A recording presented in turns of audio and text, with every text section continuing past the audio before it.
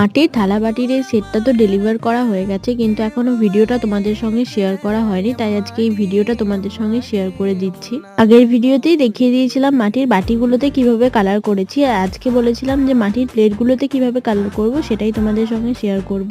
যে দিদি আমাকে এটা অর্ডার করেছিল তাকে প্রথমে আমি বলেছিলাম 6টা বাটি, একটা গ্লাস আর একটা মিষ্টির প্লেটের সঙ্গে একটা ভাত খাওয়ার প্লেট দেবো, কিন্তু পরে সেই দিদি আমাকে বলে আরো একটা প্লেট এখানে অ্যাড করতে হবে, যেখানে মাছের মাথা দেওয়া হবে, আরো ছোট ছোট দুটো বাটি অ্যাড করতে হবে যেখানে চাটনি আর পায়েস দেওয়া হবে। তাই ব্রাইডের কথা মতো এখানে এতগুলো থালা বাটির সেট হয়ে গেছে, তবে প্রত্যেকটা থালা আর বাটির ডিজাইন কিন্তু আলাদা আলাদা করা হয়েছে। রং করার পর পুরোটা শুকিয়ে গেলে প্রত্যেকটা থালা বাটিতে কিন্তু আমি ভার্নিশ অ্যাপ্লাই করে নিয়েছিলাম, আর এই প্রত্যেকটা থালা বাটিগুলোকে আলাদা আলাদা কাগজে করে মুড়ে আমি নিজে গিয়ে ডেলিভারি করে এসেছিলাম ব্রাইডের বাড়িতে। তো আমার বানানো এই মাটির থালার সেটটা তোমাদের কেমন লাগলো অবশ্যই জানিও, ভালো লাগলে চ্যানেলটা সাবস্ক্রাইব করে দিও। আজকের জন্য এটুকুই, বাই।